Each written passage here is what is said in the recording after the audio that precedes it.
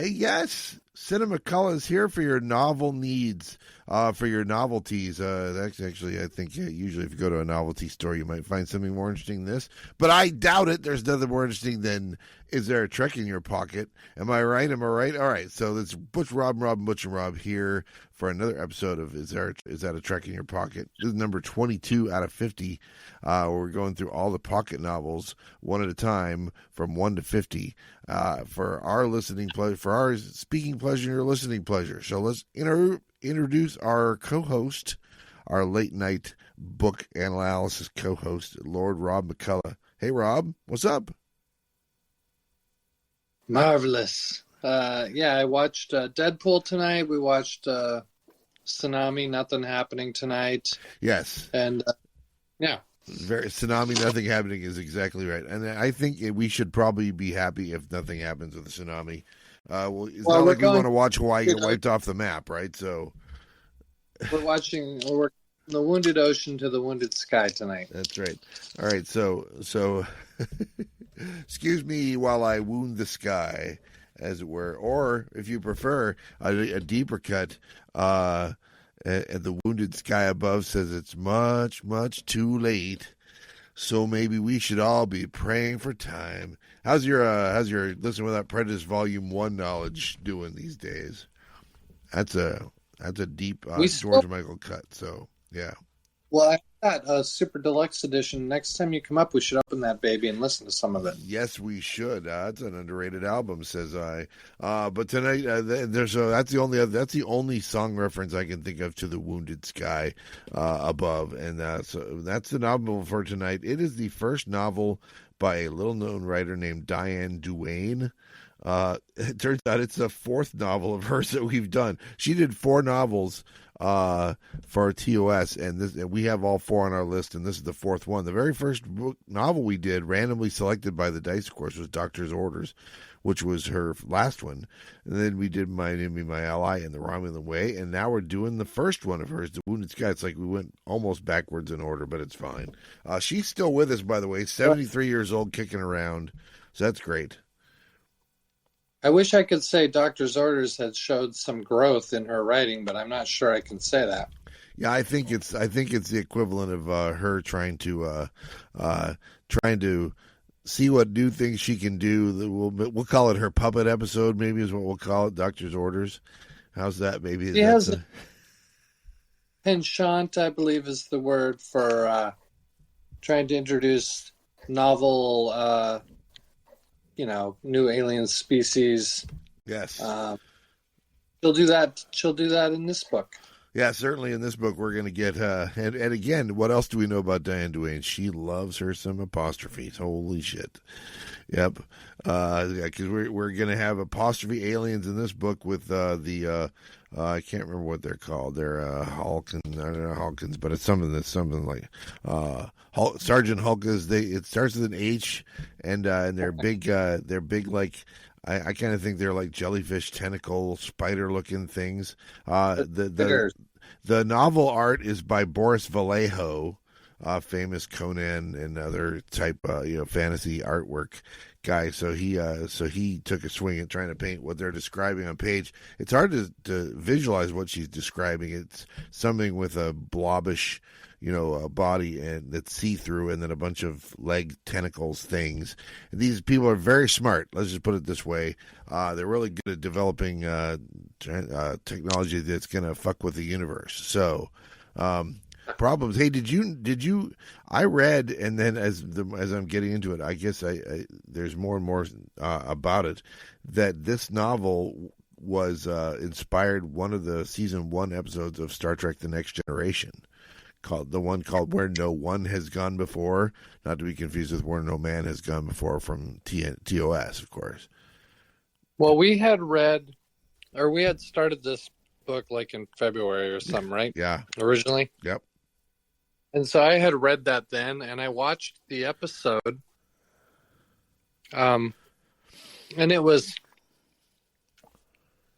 similar. I mean, it was the same basic premise. Yeah. We're going to use this drive to leave the galaxy and things are going to go south.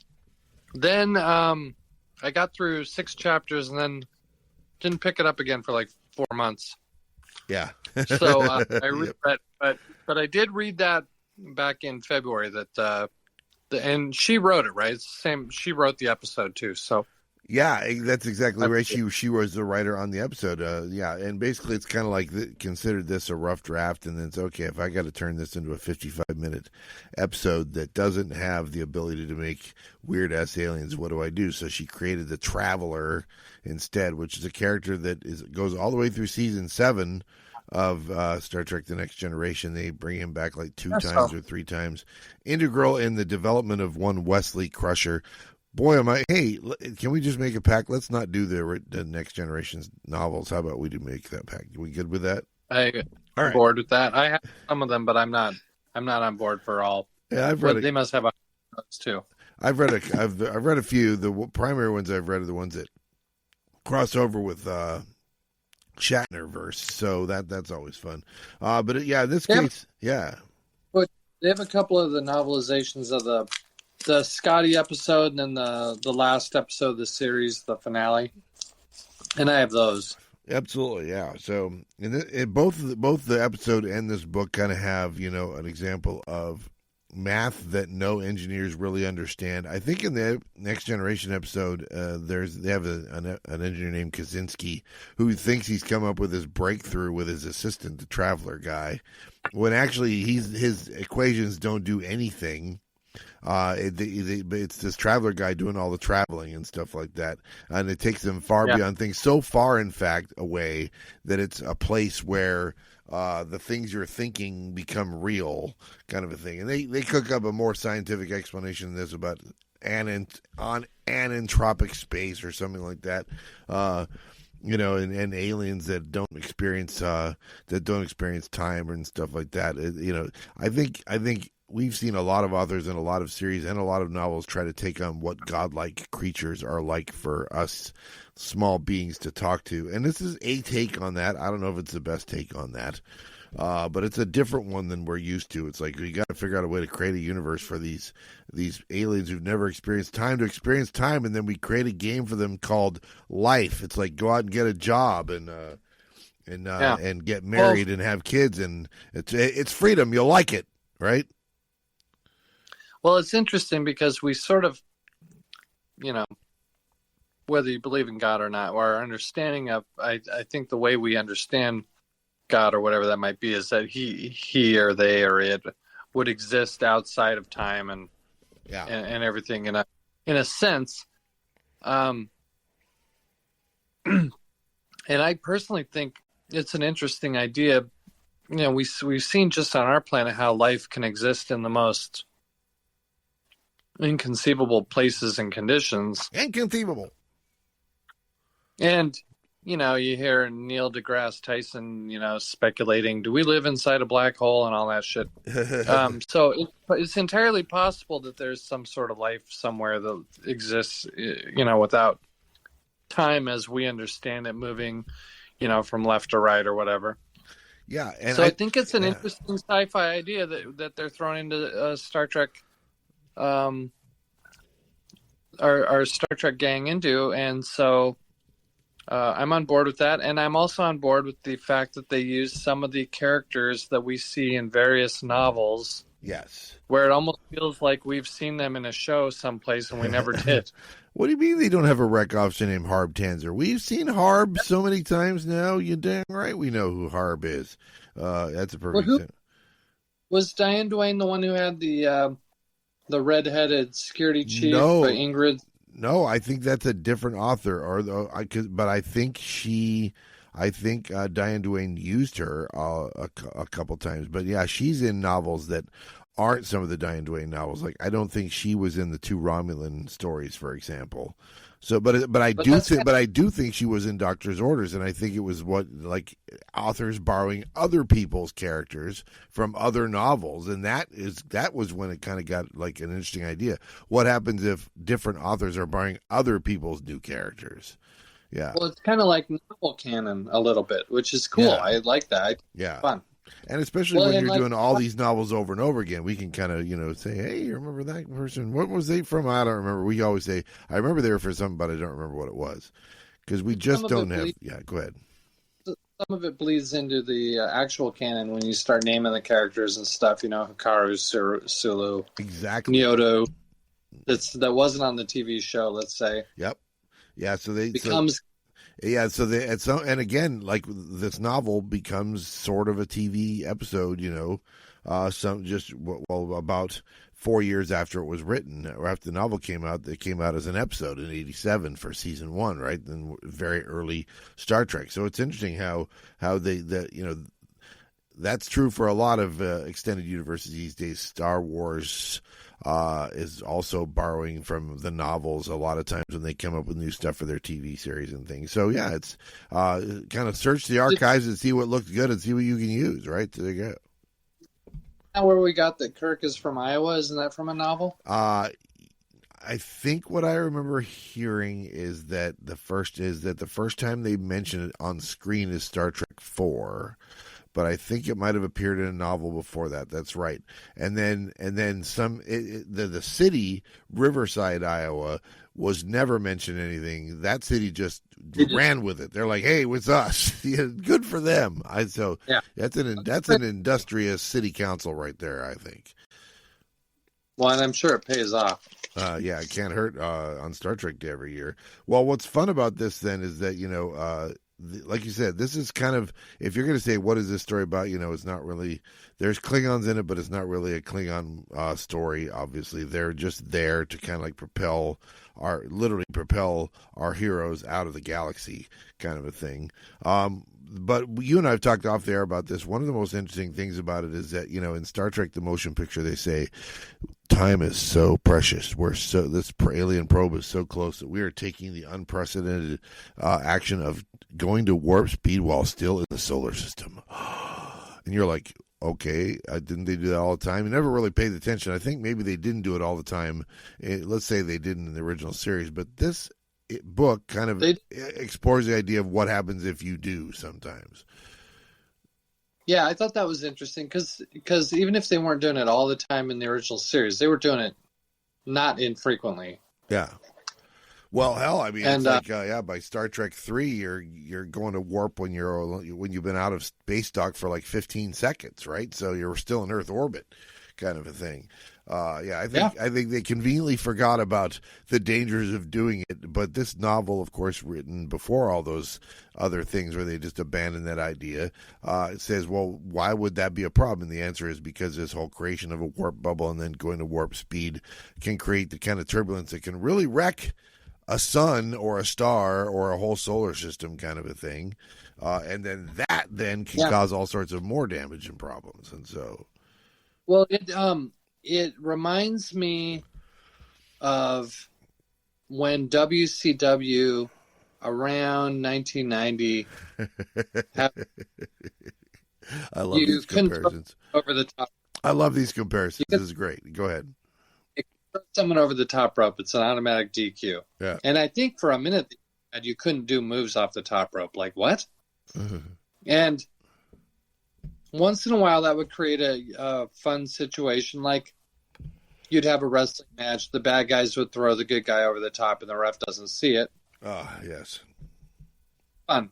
But what it did in more often was it painted you into a corner where you couldn't do a lot of shit. Yep. And that is kind of that. You can't do the warp drive in the solar system. It's an interesting idea, and you could explore it a few times, but it's way easier to just be able to warp within the solar system. Well, so, I mean, for no other reason, if you're in our solar system and you have to travel at the speed of light or below the speed of light before you can go to warp, you're going to be in the solar system for a few days.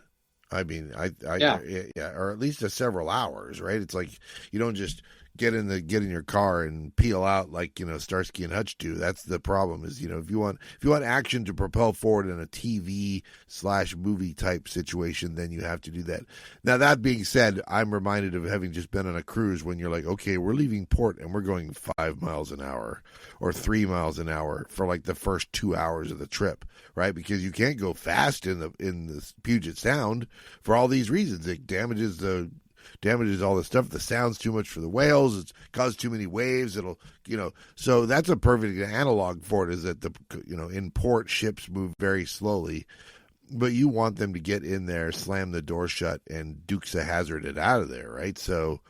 On live action, TV and movies, you need to have that immediate action and stuff like that. So if nothing, you can just, on a book, you can pretend skip ahead.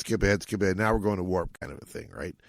But it goes with something that you and I, if I recall correctly, have talked and complained a lot about, which is, later iterations of Star Trek just getting places immediately, right? It's like you get in, you hit warp speed, and you're there. And you're like, why are you there already?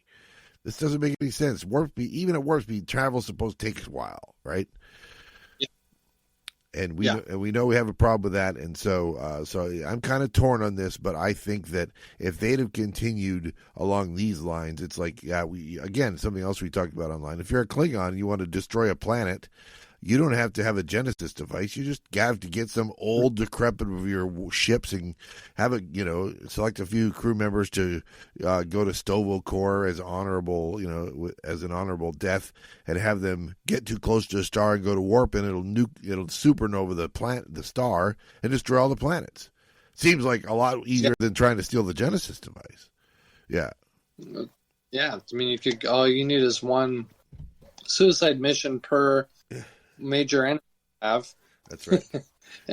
Yeah. And you're good. Yeah. It's something like kind of what they did in Star Wars Episode 8, where it's like, hey, let's create the Holdo maneuver where we'll just point our ship towards that ship and go to light speed, and it blows up everything around it. That's and then the curtains all light on fire while you're having a sword fight and all that. Yeah. So, but I'm not going to go down the road. When are we doing the Star Wars novels, Rob? When's that podcast series? Shortly after my death. All right, well, let's get back to this one. Again, The Wounded Sky, December 1983 it was released, 255 pages long. So this is before I'm collecting. I'm aware of Star Trek novels. I own Star Trek novels by 83, but I'm not collecting them yet at this point. It's not until like 85 when I'm starting to go to Walden Books and getting all the new ones that are coming out. So we just missed this one, I think. It's number 13 in the pocket novels list. The villains, I don't think there's really a villain in this. We have the nameless, voiceless Klingons that are the usual villain, but there's no real villain. It's kind of the constraints of the universe that become the driver of the action in this. Do I have that correct? Is there not? Do you agree? There's not really a villain in this. Yeah, I don't. I mean, even the Klingons didn't have to be in there. You could have done it without them. Yep. I don't think there is a villain. Yeah, and let's see. So if we have guest stars, we have a Commodore and we have an Admiral, and neither of them are any real problems. Sometimes Commodores and Admirals and diplomats cause you problems, but nobody really does. It's like the Enterprise is on the short list to get this inversion drive, and everybody's told that it's going to be announced soon, and Kirk's like fingers crossed, and then it happens. Like, woo, we got it. It's like, little knowing that what they're in for, kind of a thing. So there's not mention of TOS Starfleet personnel, like arguing or they compete, but it's remember in the Ultimate Computer. I mean, there's like some people being dicks to Kirk, and Balance of Terror, Styles being an asshole. There's none of that. It's like Roddenberry's bullshit, season 1 of Next Generation. Yeah. Everybody ggets along all the time. Yeah. Well, and so in this case, given that it's one story, I guess it's everybody works together to try and help each other. They all literally, how do you get to know somebody? You spend some time in their shoes. They literally get to spend time in the shoes of their crewmates because of the weird stuff that happens psychologically and whatever metaphysically during the transit through the inversion drive and stuff. So that's interesting. Let me ask you this. Yeah, go ahead. So, do you prefer a dramatic flashback of a rape scene or scenes on the page remembering memories of shit that hasn't happened for your crewmates? Which one's more uncomfortable? that is a good point. It's like, it's weird. Yeah, you're of course referring to Sudden Impact, which had all the flashbacks. In this case, they're having flashbacks to somebody else's life, and for the most part, they're not like the super ultra negative situations. I didn't remember anything being like really really bad. It's like kind of like, oh, so I'm out on this planet, or there is the one where where there's a fire and stuff like that. Where somebody actually gets harmed physically, even though they weren't there, kind of a thing. It's very strange. I don't think there's a good answer for that. I think what they do here in this book is okay. I was not really into any of those flashback kind of things that they do here. It wasn't my favorite part of the book, I guess, but she does a nice job trying. And again, it's you have an author here. It's her first Star Trek novel, and she's kind of shooting for the moon and trying weird things and interesting story types, and a story where there's not really a lot of conflict between alien species or the crew or Starfleet, and yet you still have to build tension, and I think she does. I don't know if it's the most successful, but I'm going to give her credit for trying something different. How about that? Yeah. And the Pups episode. or the musical episode, as it were. Yeah, it's like, it's like sometimes it lands and sometimes it doesn't, I guess. Louisville Slugger and the Ball, as it were. That's... I'm told that this takes place late in the 5-year mission of Kirk's Enterprise and stuff like that. They don't specify when it is, but the stardate number says it's like near the end of their 5-year mission, kind of a thing, which would make sense. Okay. And of course, they create this new drive, and it doesn't change the world at all because, spoiler, they quickly decide, well, we're never going to be able to use this again. So it did not change it changed their world, but didn't change the world because nobody's going to be using this inversion drive. It was just a kind of a dead end technology. And you wonder how many times have people invented a dead end technology that was really interesting, but could have caused real problems and we don't even know about it. I wonder how many times that's happened in history. Probably enough to keep us up at night if we had any idea. Well, speaking of keeping us up at night, it's the night and we're up. So I will say that, you said some of the recurring characters that are introduced. We have some of them here. Our regular crew members, we see a few of them, all the usual, and as is almost always the case, the one that gets the short end is Hikaru Sulu. Boy, he gets the short end again. That brother needs a novel written about him, is what it is. Is it just me, or am I thinking this out loud? I'm trying to think of what he had a few. I think the entropy effect is one of the ones that's closest, and that was an early one, and so a really early one. So we'll see. But yeah, so it's like him, and he's about as much to do here as Rand and Chapel have, and I think Chapel. I'd like to think that when they went to the inversion drive, that Chapel fell over a table, spilling the instruments that are on the side, as is always the case. I'd like to think that happened. How about you? Is that your favorite Chapel moment of every episode? Of course it is, but I also. If I have to sit through an Ortegas episode of Strange New Worlds, Sulu should be getting his own book every other week.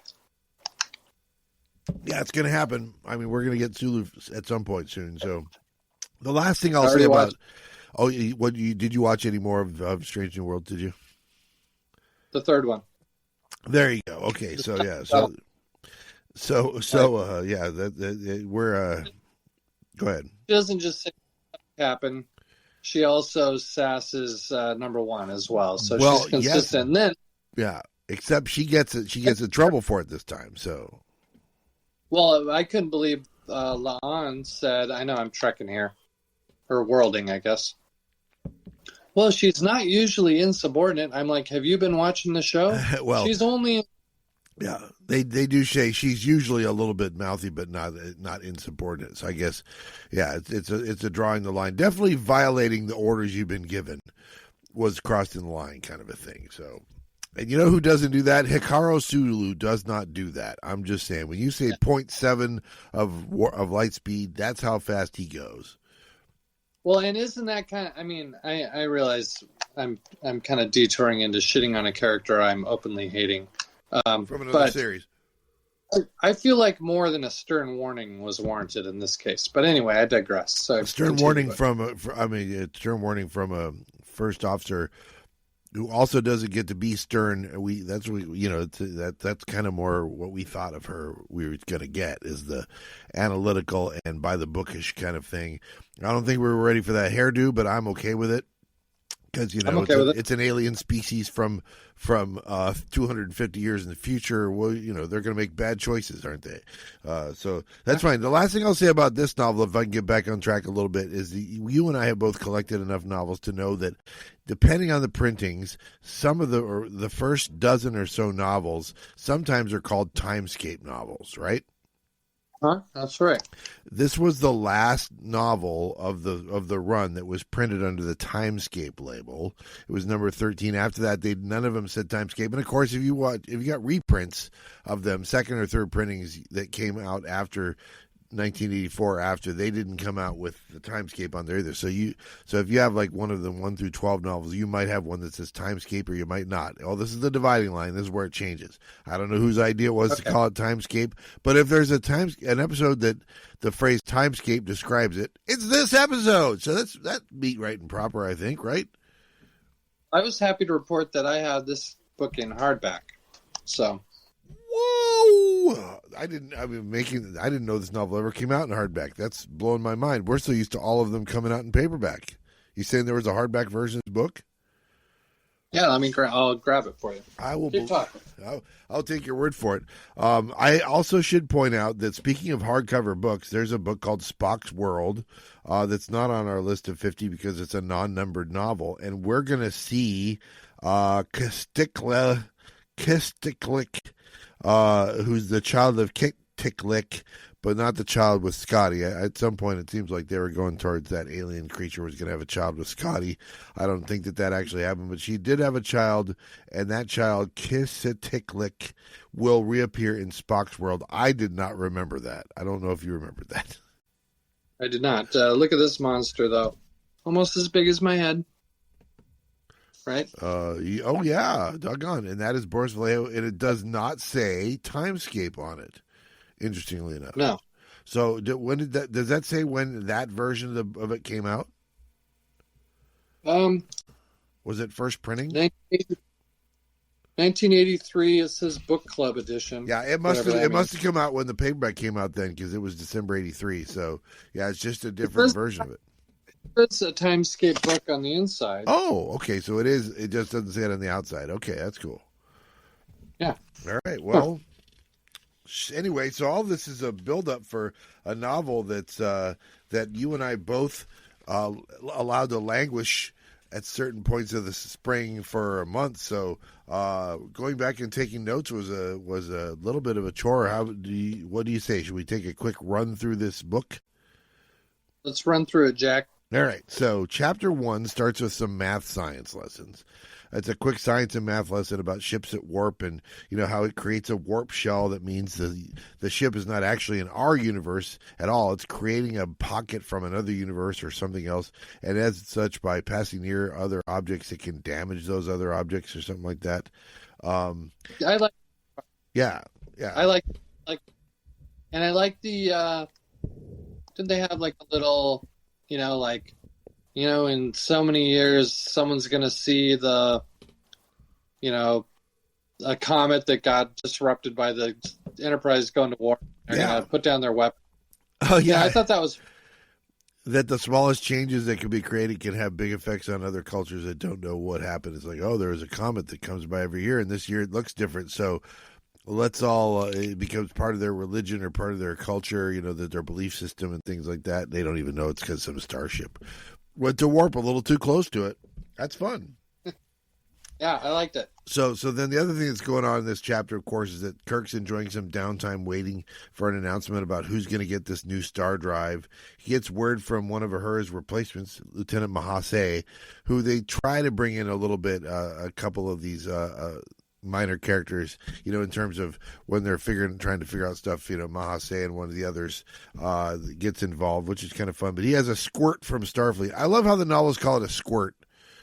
It's like there's a squirt from Starfleet. I think it's Diane Duane who calls it a squirt, but other authors have done that about the patrol. You report immediately to Starbase 18 for refit, and everybody's like, "Hooray!" They'll never catch on. I don't care how many novels they put it in; it's not catching on. It just is a word that means something else, and we're not going to allow it to be used in a Star Trek setting. I agree with you. Pick anything else. I mean, at the very least, it sounds like something your grandpa calls you when you're like 7. Come on, squirt, let's go get some ice cream. That's the best use of that. That's the best use of that word, and it's not a great use of that word. So the crew rejoices. They're off to Ariadis, which is Starbase 18, and then there's, strangely enough, a reference to there being 22 heavy cruisers in Starfleet. Did you catch that? I caught it. I think that the explanation I heard is that there's 22 heavy cruisers in Starfleet, but there's only 12 Constitution class heavy cruisers. But there's some other, presumably we've never seen them on screen before, heavy cruisers that are not Constitution class heavy cruisers. Does that sound like, are we okay with that? Or maybe it's just late enough in the series that they've built more. I suppose that's possible, right? They had to build some because how many do we lose in the series, right? We lose like 5 in the series. So presumably they don't count those. It's still a small enough number that it's special, and there's not, today, they would just be like, oh yeah, we've got 6,000. Yeah. Yeah, well, in Deep Space Nine, for example, there's a battle during the Dominion War where they have 600 ships in their Federation Klingon fleet, and they're outnumbered 2-1. So, yeah. It happens. I suppose wartime drives shipbuilding that doesn't normally happen during the peacetime. So that's chapter 1. Everybody's arriving at the starbase, and now the starbase. Oh, go ahead. I think that's a strong start to the book. Yeah, absolutely. They're setting up something. Kirk wants his ship to be ready to leave the galaxy in 5 days, and I'm thinking, is leaving the galaxy that big of a deal? It seems like we've done that a lot already before.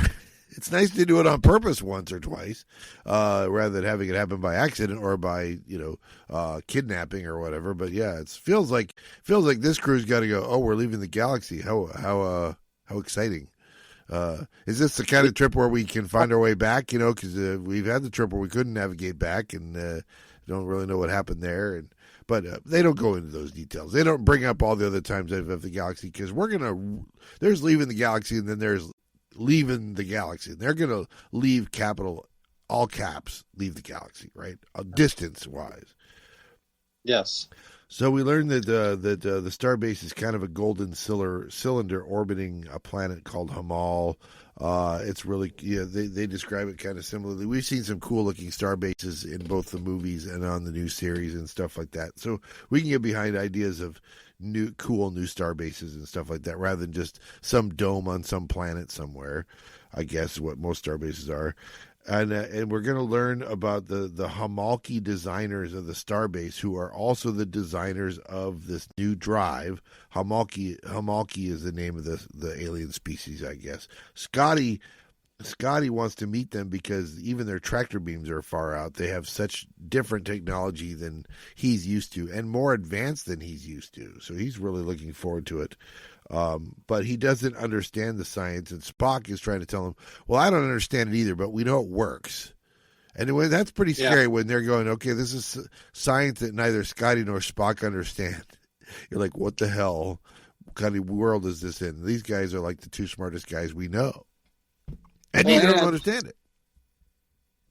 And Spider Baby, who does understand it, doesn't really understand it, as we're going to find out. So that's not good. Yeah, which is always a fun thing.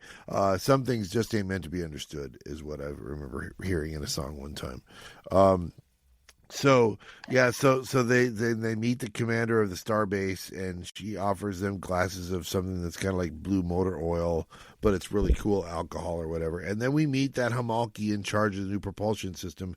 Catelic is what I'm going to say that K''T''LK is. She speaks in all words that have no they take all the vowels out when she speaks, which is kind of an easier way to do it, because you can see when you write Montgomery with no vowels, you know who she's talking about, right? So at least there's that. And you just say Montgomery, and you just fill in the vowels for her. But all the apostrophes were killing me by the end of this. We find out that she's 1,863 years old. She's a retired Starfleet. Now she's a civilian. And she's the one who's going to install this thing on this and of course, you know, the Klingons have already found out something's afoot, so they got to worry about the Klingons in the sector. Put a bookmark in there for the Klingons. Although Kirk says he's looking forward to a confrontation with the Klingons. He's like, I like beating up Klingons, basically. So we get that Kirk. He's very pro beating up Klingons. Yeah. And then we have a quick trip down to the wreck deck where we meet Harb Tanzer for the first time. Harb Tanzer in these novels is the guy who's the head of recreation on the Enterprise. He is in charge of everything from calisthenics to poker to bingo night to all those things, right? Basically making sure people don't lose their minds while they're out in space. I'm looking at you. Yeah, I'm looking at you, Tormolen. That's what I'm looking at, Joe Tormolen. What are we doing out here? I like that idea. I do like it. That if you have a 5-year mission, you got to have someone whose job is to keep the crew sane, their activities varied, their socialization up. I think that makes sense. And so I do like this. Yeah, because we've seen Bailey and like I said, Tormolen kind of lose their minds, right? And it's like, yeah, they get space happy, I think, is what Yeoman Rand called one of them. I think he's space happy. So that's fun. All right, so now then we get to Catellic presenting the whole concept to the crew about the intergalactic travel in short time periods. The galaxy perimeter is kind of like a wave front, which shouldn't be a problem anymore because the ships have all figured out. Even though in the very first Star Trek episode, the second pilot, it's a real problem. Ships have figured out how to get through that barrier now, so it's not a problem anymore. Because they pass into something she calls de Sitter space. I'd like to believe that that's actually some bullshit scientific term that somebody came up with, but I did not research that. It's a region of infinite heat and mass, and I'm like, you mean like the 3-Minute Universe? That one, you know, that's always a fun book to come back to. We don't want that. We don't want to be in there for very long. It changes shape of physical existence briefly.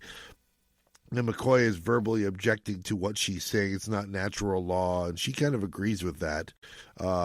But that being said, that's what we're going to do. And then Spock is like, you know, the orders are for Enterprise to use this drive to briefly leave the galaxy and to go as far as the Lesser Magellanic Cloud, which is when you look up in the sky and you see the Milky Way, you're seeing the large Magellanic Cloud on a dark night at night, right? When you see kind of like what looks like kind of like a filmy, you know, kind of like a mist up there. That's what you're seeing is that. So it's another galaxy somewhere else is what it is.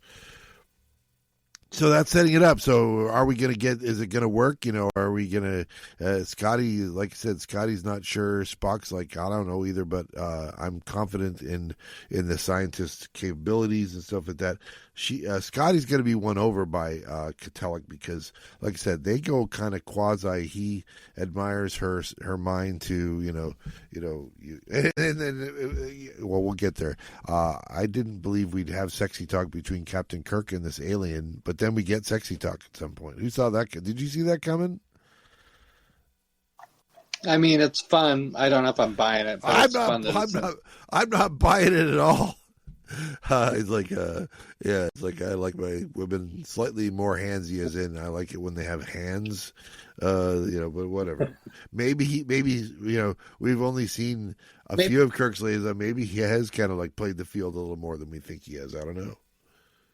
A leg man, because she would have 8 of them. That's exactly right.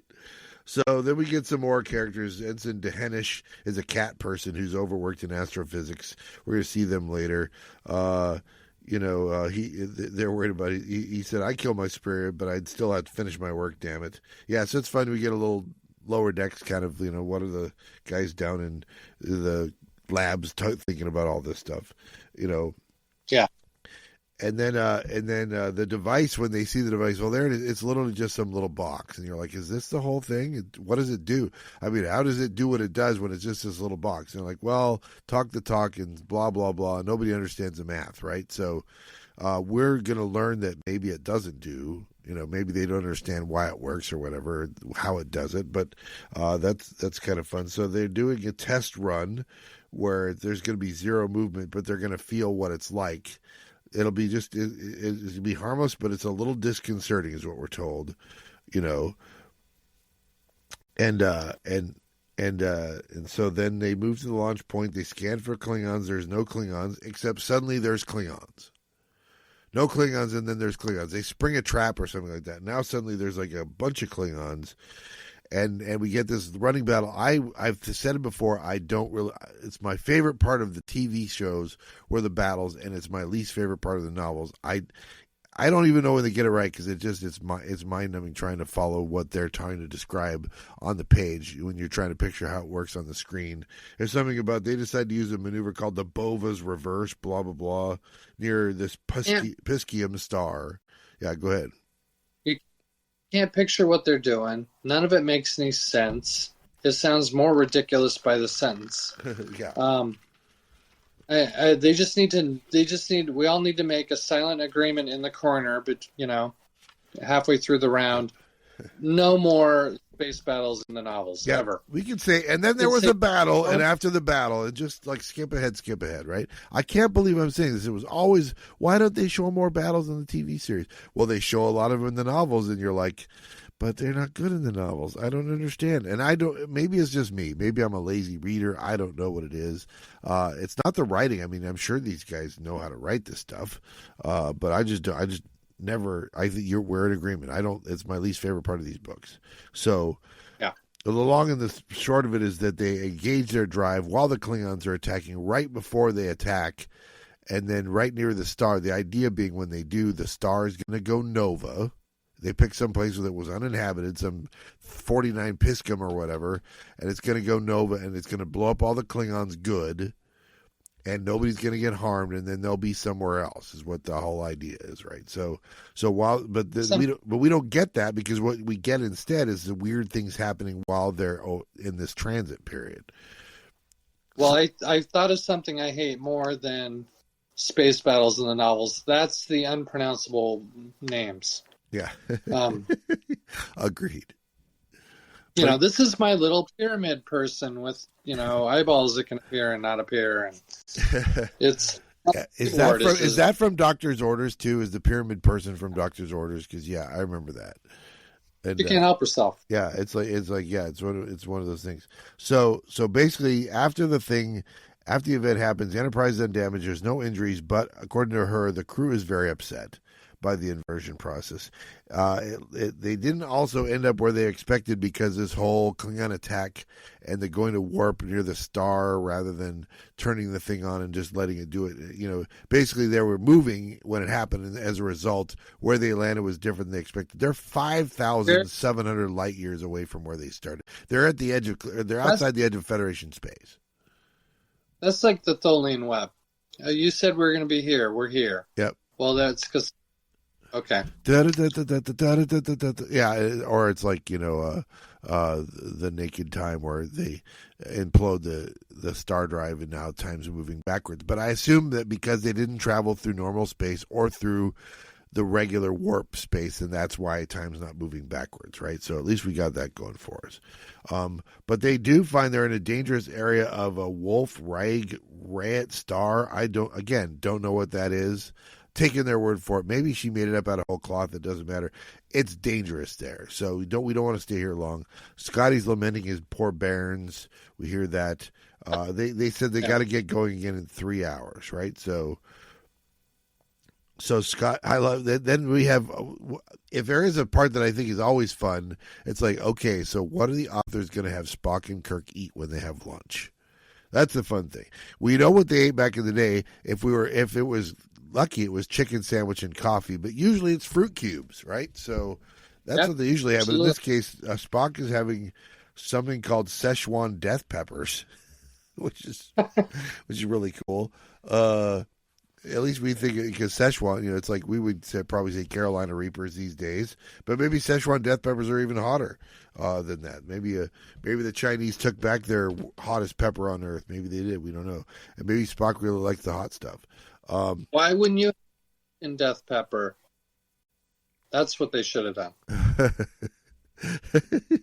Yeah. Similar to your on or Carolina Death Peppers, but Vulcan being hotter, That's we right. perfect. You grow them out in the forge area of the desert, when there's no moons or 3 moons up in the sky, depending on which movie you're watching, and that kind of thing when they're getting ripe and stuff like that. I have what I'm told is Hungarian hot peppers growing in a pot outside my house right now, so I'm looking forward to trying those. I am assuming they're going to taste like Szechuan death peppers, is what I'm assuming.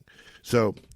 What we do find out in that conversation is that Spock also had memories of a place he's never been while they were at transit, just like Kirk did, and so did most of the crew. So that's a mystery we're going to have to solve.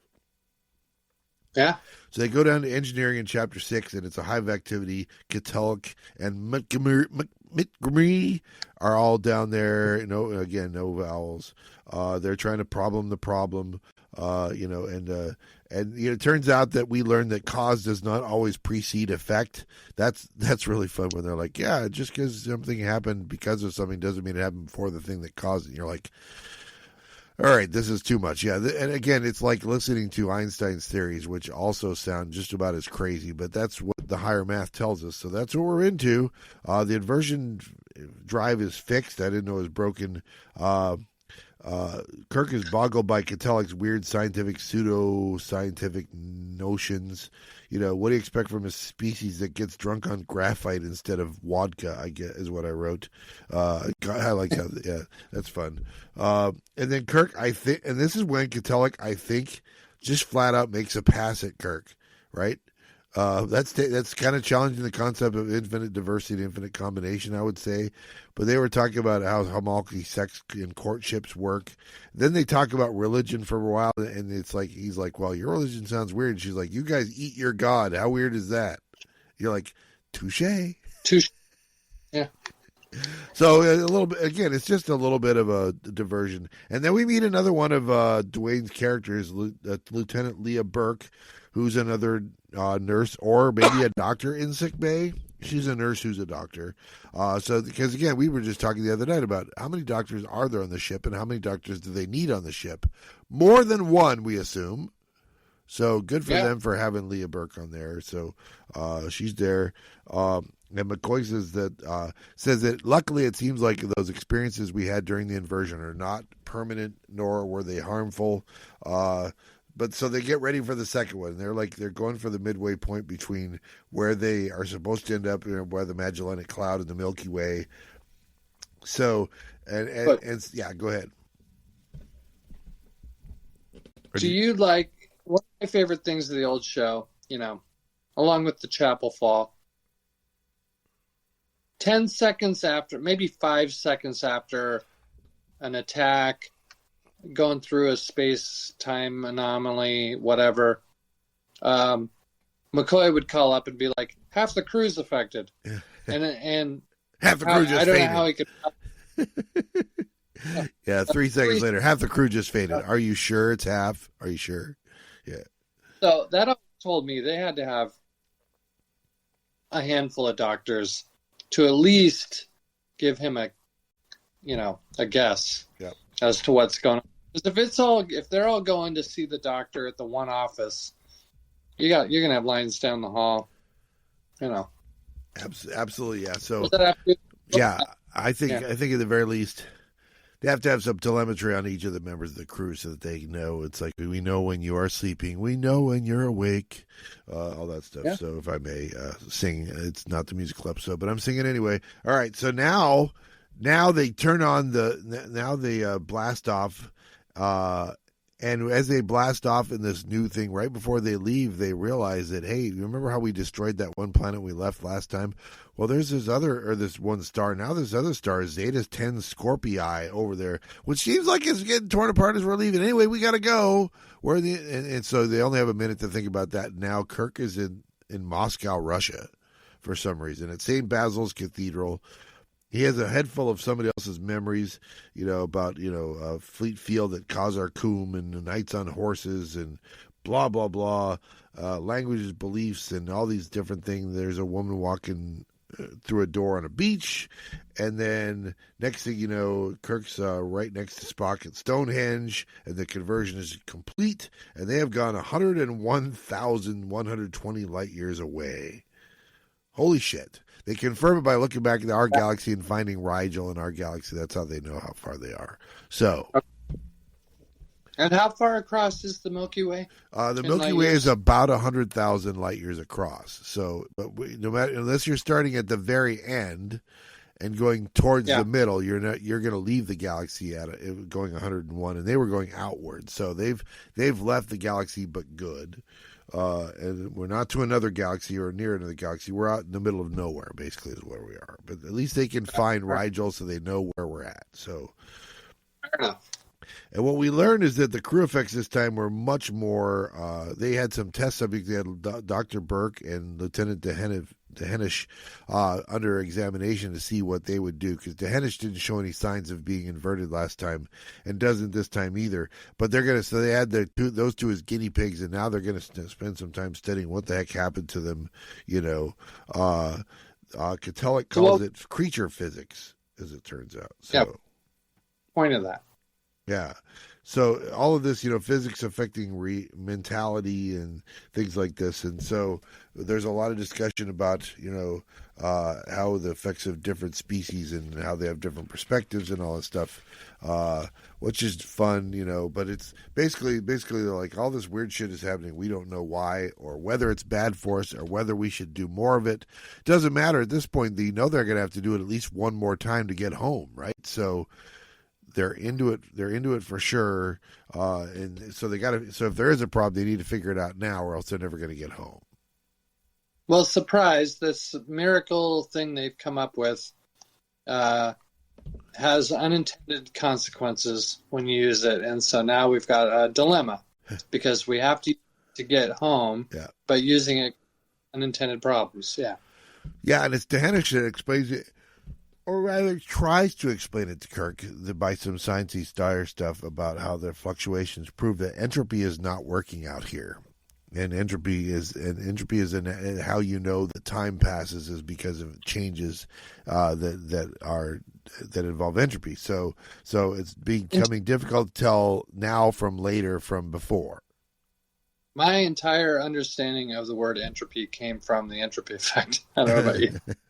That was the first time I remember hearing it, but I've heard it a lot before. Basically, if you want to know the idea behind entropy is that if you have a town that's built full of nice, shiny-looking buildings, and you leave it alone for 10,000 years, eventually it will return to nature. Everything that you built out of it will eventually crumble back and be reclaimed by nature through entropy, right? Another way of describing entropy is, the fact that a star is full of hydrogen will burn for millions of years, billions of years, but eventually it'll die a heat death. It'll exhaust its fuel and die, and that's entropy. Yeah, it's disorder out of order, right? It's the thing or things returning to the base of what it is, where nothing happens. So now they're stuck where there's a reference to the board game Monopoly in this chapter. We get a briefing room scene, which I always put yay when there's a briefing room scene. The psychological effects of the inversion and lack of entropy. The effect will be more pronounced on the next larger jump. But it's only, but they're, basically, they have to go out there, and do this, and so that's their job. It's the only way to examine the stars in question up close, because they've discovered these stars somewhere in the distance that they think are where this entropy or lack of entropy problem is. So now they got to go investigate: are they causing this, or is it something that's just happens out here, right? So, once again, we're going to jump again. These chapters all start with jumps, and now her is in the Serengeti. She's attacked by some land sharks. I think it's land sharks. I think, that's the word I wrote. Did I get that right? I think she was on, the planet Serengeti. Oh, maybe a planet Serengeti. I saw Serengeti and thought, Africa, she's from Africa. But maybe it's a planet Serengeti. That would explain the land sharks, which I do not recall from my biology class. Or, I'm sorry, Rob, our biology class. We had biology together in 9th grade, so yes. I believe My recollection from reading this a couple weeks ago was that it was like almost like a zoo planet. So transplanted fauna from other planets like Earth on this planet Serengeti. There you go. Well, bad things happen, and by the time different people are jumping in and out of all these things, eventually Kirk's involved and Bones is involved. Bones is trying to help injured crew people. Kirk gets injured. There's a Klingon attack again. Did that happen? Am I imagining this? Why did the Klingons attack again? That can't be. Why would they be that far out there? So it can't be Klingons attack again. Maybe they're experiencing time moving. I'm not sure. Maybe I've actually at least started to flip back 50 pages and catch you up on that. Regardless, you're going to red alert, right? So Spock warns Kirk not to look directly at the Hawking radiation. That, by the way, we learn Hawking radiation, of course, is something that actually exists. This is something I do know about. It's a phenomenon that exists only right next to a black hole. It's like the destruction of energy right before stuff falls into a black hole.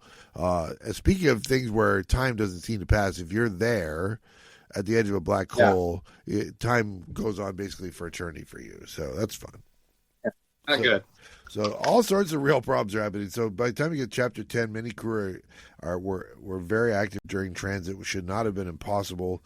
Now they are at the source of the effect that's 2 million light years away. And it's indicating that there's another universe that's breaking into this one. And that's where I was like, is it a 3-minute universe? Because that's a problem, right? You don't want if it's a universe breaking in, you don't want it to be a 3-minute universe. Yeah. 3 minutes works for eggs, but not for universes. I don't think you want a universe of any type breaking into your universe. That's exactly right. Now, let's just say science fiction and comic books and all that stuff have been writing about that for a long time. So yeah, this is an interesting take on the idea. Sulu and Uhura look like they're younger and better than their normal selves for some reason. So some people are having positive effects, it seems, out of all this stuff. We're experiencing all this still in transit, by the way. So they look better because they're still in transit, we learn. Spock and Kirk realize that, he's there together because they wanted him to be there. They realize they reacted to the anomaly itself, and so they're experiencing emotions and experiences that will cease as soon as they're out of transit. Kirk says the crew needs but needs the officers to guide them, because that's how a crew works. Is they're just running around doing their thing. They need officers to tell them what to do. Damn it! It's a chain of command, right? So, and the first jump, I remember they described like you can't breathe. Yeah. It sounded scary. And I thought the first half of the book was strong. I wasn't crazy about the second half of the book. Is that kind of your take? Yeah. Well, once they show up at the gates, they show up at some gates, and they describe the gates as being made of something like pearl. And I was like, so pearly gates, the pearly gates. That's an interesting choice. Then it's a stone wall and a river, and maybe it's the opposite, and then it keeps changing. Kirk realizes that it's interesting. Kirk realizes that they're essentially at the end of the world, and it's their little brains trying to process what it's like to be there. Whether it's heaven or hell or whatever, we don't know. But that's how they describe it. And then the crew members start changing. Now some of them have weird companions like giant rabbits. Bones is blazing in intense compassion for people. They're seeing their hidden natures. Bones sees Kirk in armor. Fast. I could not get through it fast enough. Yeah. This was the most boring. Skip ahead. I mean, I actually, when I skipped ahead when I was reading it the first time, where I'm writing notes, I'm actually, okay, I'm going to plow through this. Basically, the boundary between the minds of the crew are thinning, and they're losing their individuality. But Catelic treats it philosophically, although they use the word magic and philosophy at the same time. Spock warns that it's dangerous to speak at what you see, because the things you say or believe can literally become true. Which is matter. Yeah, so be careful what you think of. Yeah, if you think of J. Edgar Hoover will come alive and destroy the city. Sorry, I'm busting ghosts here. I don't know what happened.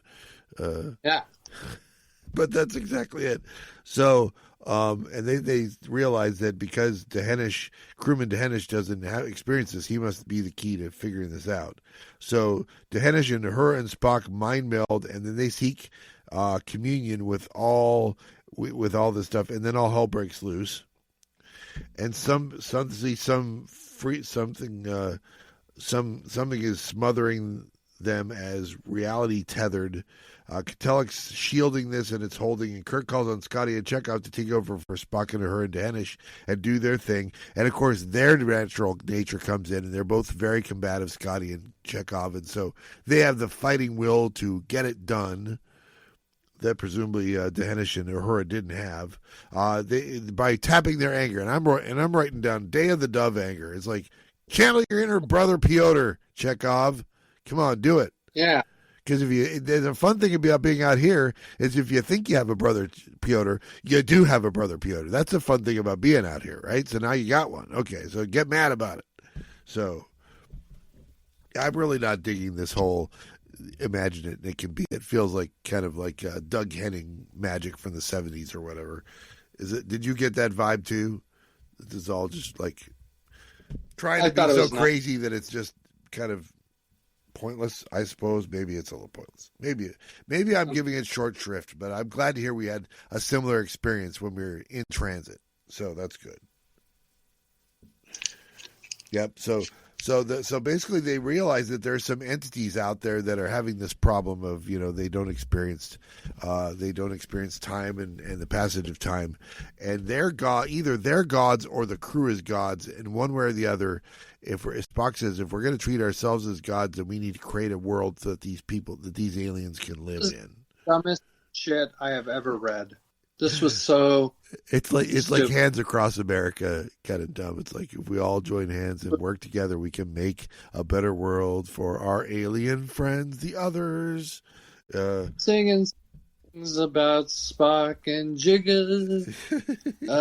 It's woven into the fabric of the fuck off, yeah. Diane. So horrible. Now that being said, McCoy asked an important question here. It's like, well, if we're going to create a new universe for these people, do we have to give them death? And Katelek's like, well, life doesn't really have meaning unless there's death. So yeah, absolutely. And he could probably answer, well, how about we give them your death like after 1,800 years rather than our death after like 120?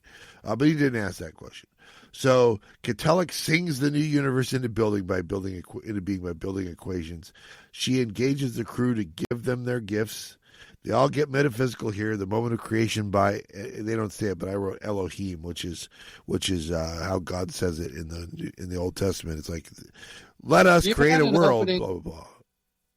You could have done Olivia Newton-John, and you didn't do it. Let's get metaphysical. You don't want to hear my Olivia Newton-John impression. It's not good. I look better than her in the sweatsuit. I'll give you that, but my impression's not good. So we're so poor, and now we are so rich, say the aliens to them. Scotty realizes that the process may destroy Katelek, their friend, the alien friend, consequence of her handiwork, of course. She tells them to make small jumps back home, no more than 10K light years per jump. And then she says, when you get back, tell the Federation never to use this again. And so then I shit not. All the crew start singing along, and I was like, I wrote, like to buy the world a Coke. Time and space, and heard the word and obeyed it. So yeah, it's really sappy, kind of weird stuff. But I guess I don't know. I mean, she's shooting for the moon, and I don't know how else you would do this stuff. But it's just like it's just so like buy the world a Coke, just and keep it company. Yeah, I mean, in the spider weaves it shut. Yes, give me a break, man. It's brutal. Yep, and they make it back home to Earth, and Kirk wonders how much more a proto-god how much power proto-god really has. There's this huge welcoming by the fleet, including the new Intrepid and the John F. Kennedy welcomed them home, and they get a message from the Kennedy. It's the Admiral going, "Welcome home. We're glad you made it, blah, blah, blah." Scotty tells Kirk he finally figured out the Homolki equations, and then we meet Katelek's daughter, who's newly hatched and looking for Scotty, and we're like, oh boy. So that's the end of the story. Are we glad or sad that they never did a sequel to this story, Rob? I I'm glad. I was bummed because I remembered having read this book and thinking it was pretty good. And I think the first half is pretty good. Yeah. The second half is just, I mean, it's one thing to not stick the landing, but it's another to, snap your neck, be paralyzed for life, on the landing. This was really a terrible landing. Yeah. It was not good. Yeah, I was impressed with the first half of the book. I will say I gave credit to her for really kind of shooting for the moon and trying to come up with something that was a big scientific idea. But we've seen that happen a lot where it's like, there was an episode of Star Trek The Next Generation, even one of the earlier ones, even maybe earlier than Where No Man Has Gone Before, where they meet this ancient alien race, and Riker is talking to this godlike person about the Ferengi that are also there. It's like, well, what do we do with the Ferengi? Would you like me to destroy them? And Riker's like, if we did that, they would not learn anything. I was like, oh, it's an after-school special. That's what this feels like, is an after-school special. Yeah. It's like, a little bit. And it's weird to say because in a lot of ways that fits with a lot of what original Star Trek did in some of its storytelling, right? And stuff like that. And the idea of getting to walk a mile in your crew member's shoes kind of a thing was fun, but I found myself not enjoying it. I guess I appreciate the effort, but I found myself not enjoying it. So that's where I'm at. It sounds like that's where you're at too. Yeah. Well, I didn't get that much. Yeah. So the first half I enjoyed. The second half. Yeah. So the question is, as you might have asked, how do you rank this then? Exactly, right? So for me, we have 22 books. This was number 22 of the 50. So we have a total of 22. I still have the Klingon Gambit at the bottom, and I still have My Enemy, My Ally at the top. And this one ended up slightly below in the bottom half. I have this at 13, right below the Prometheus design, which, again, another author really taking a swing at godlike beings and stuff like that comes off kind of weird and a little oversexed, the Prometheus design. And then I have it ahead of Double Double, which is where we meet Kirk's the robot planet again. So yeah, I think I like this design way better than you did. I had this fifth from the bottom, so 18. I have it right. Yeah, I have it right above Doctor's Orders and right beneath the Final Reflection. That is exactly what I have there. I have Reflection at 18 and Doctor's Orders at 19. So where you put it, it would have been right there with those two on my list as well. So that's kind of funny how that works. We have a lot of them that are in different places, but at least those two, Doctor's Orders and the Final Reflection, are right next to each other on both of our lists. Are very close. All right, so that's number 22. Let's see if we can find something that's better than that for the next one. And how do we do that, Rob? The dice, baby. The dice will decide. Again, you roll the first dice, tells you which of the 10s you're going to do.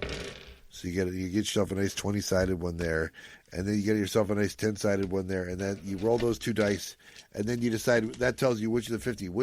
The first one tells you if it's the first 10, second 10, third 10, fourth 10, or fifth 10, and then the next one tells you what number of the 10 that is. So let's roll them and let's find out. All right, it's the second 10. It means it's number 17. Holy shit. You know what number 17 is? No. It is. It's the last of the movie tie-ins that we're going to have on our list. Star Trek 3, The Search for Spock is novel number 17. Okay. That is the next book. If you want, we can go crazy. We could roll two in a row. We could do load up two, or sure. All right. So let's go. Star Trek 3: The Search for Spock is the one, and what comes after that? All right. So it's that'd be 33 comes after that. We already did 33, so let's roll again. How exciting is this? We're going to keep rolling until we get it. All right, so now this one is This one is 28. Ooh, 28 is what we have not done. So the one after Star Trek 3 that we're going to do is 28, and 28 is Crisis on Centaurus, where, if I'm not mistaken, we're going to meet McCoy's daughter on that one. And we're going to get a different version of where Kirk is from. Oh, that's interesting. I did not remember that. So, yeah, I read that one ago. Let me guess. Lincoln, Nebraska. Is he from Lincoln, Nebraska, this novel? Centaurus or something. Oh, yeah, that's right. Exactly. Well, so we have 2 novels to look forward to. It's good because I have several long trips coming up. So it gives me plenty to read on 2 6-hour airplane flights that I have to do this coming week. So that's a joy and a wonder to have a couple books to read. So that does it for today. Any last thoughts about The Wounded Sky? The first half of the book showed me that she knows how to write. Doctor's orders notwithstanding, I hope she will learn how to tell a story and wrap it up. What were the other two she did? My Enemy, My Ally, and The Romulan Way. So I like completely nailed the Romulans. I mean, I think that's the thing, is like when she's not writing about Romulans, it's touch and go. But when she's writing about Romulans, she's as good as it gets in these so far, I think. Yeah. Yeah. The Romulan Way, I think that was my favorite one. I mean, that was awesome. It was. Now, currently you have The Romulan Way at number 1, and I have My Enemy, My Ally at number 1. So we agree that those are the 2 of the top ones. We just have them in different orders, all. So. Yeah, I was really impressed by her Romulan history. That was great. Yeah, absolutely. That was terrific to fill in the blanks on a lot of that stuff. Well, we're not going to have Romulans next time, but we will have Klingons next time with Star Trek 3, The Search for Spock, a story that's going to feel familiar. And as always, it's going to be hard to figure out just how you rate the novelization versus the movie version. So always a fun task. So join us next time, late night, novel reading and talking here on Is That a Trek in Your Pocket? And rest in peace, Dwight Muhammad Qawi. Yep.